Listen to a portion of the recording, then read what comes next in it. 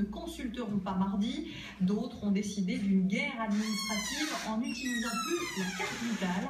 Pour eux, c'est toute la philosophie de la pratique de la médecine qui est en jeu. Explication Caroline Bell, Julien Deniel et Cédric Eben. Alors, l'anesthésie, c'est une anesthésie générale.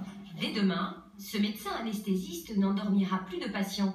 Comme d'autres spécialistes de cliniques privées, des chirurgiens, des gynécologues, il a annulé toutes ses consultations pour 3 jours de grève. Il conteste le projet de loi de santé débattu au printemps prochain qui s'attaque au dépassement d'honoraires et qui, selon les syndicats, va signer la mort de la médecine libérale à la française. Les listes d'attente, c'est ce qui nous menace demain.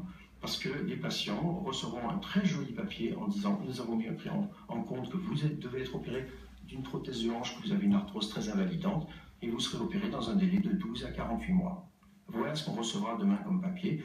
Voilà ce que donnera la mort de la médecine libérale. Solidaire du mouvement entre Noël et le jour de l'an, ce médecin vient de reprendre le travail. Mais il n'assurera que les urgences mardi prochain. Nouveau jour de grève dans les cabinets médicaux.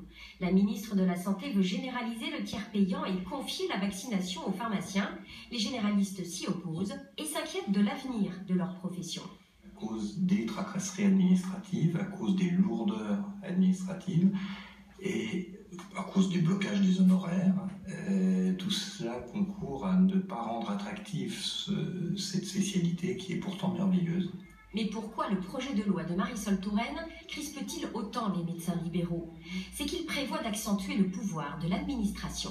L'État reprend la main sur la gouvernance de l'ensemble du système de santé, y compris la médecine de ville et ses médecins libéraux.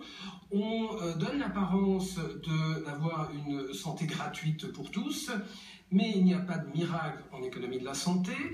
Cela se fera au prix de contreparties très lourdes et qui doivent être expliquées aux Français dès maintenant pour que les Français décident. Pour se faire entendre, les médecins entament aussi une grève de la carte vitale. Le retour du formulaire papier risque de saturer les centres de sécurité sociale. Le constat se répète.